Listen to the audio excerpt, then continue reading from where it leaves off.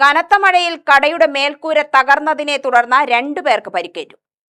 കഴിഞ്ഞ ദിവസം വൈകിട്ട് ചിറ്റൂർ സൗദാംബിക ജംഗ്ഷനിലാണ് സംഭവം. MUS മൂത്താന്റെ പാത്രക്കടയും തൊട്ടടുത്തുള്ള ശാസ്ത ബേക്കറിയുടെയും മേൽക്കൂരയാണ് മഴയിൽ തകർന്നത്. അപകട സമയത്ത് അമ്മയും മകളുമാണ് സ്ഥാപനത്തിൽ ഉണ്ടായിരുന്നത്.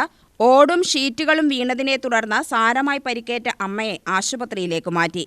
വ്യാപാരികളും ലോഡിംഗുകാരും നാട്ടുകാരും ചേർന്നാണ് രക്ഷാപ്രവർത്തനം നടത്തിയത്. 2 കടയും പൂർണ്ണമായിട്ടും നശിച്ചിരിക്കുകയാണ്.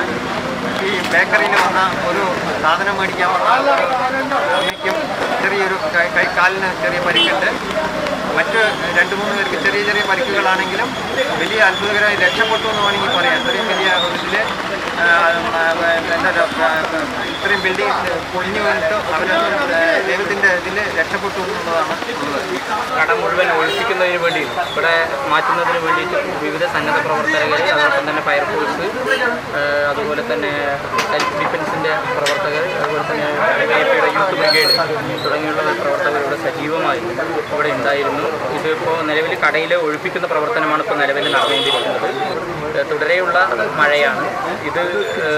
ഇനിയും തൊട്ടടുത്ത് തന്നെ 2-3 ബിൽഡിങ്ങുകൾ ഇതേപോലെ തന്നെ കാലപ്പഴക്കം ചെന്ന ബിൽഡിങ്ങുകളുണ്ട്. അപ്പോൾ അതിൻ്റെ ഒരു ഗൗരവമായിട്ടുള്ളൊരു ഇടപെടൽ നടത്തണം. വലിയ ശ്രദ്ധ നാട്ടുകാരുടെ ഭാഗത്തു നിന്നും കടകളിലുള്ള ആളുകളുടെ ഭാഗത്തു നിന്നും ഉണ്ടാവണം എന്നുള്ളതാണ് ഇതുമായി ബന്ധപ്പെട്ട്. UTV news, Palakkad.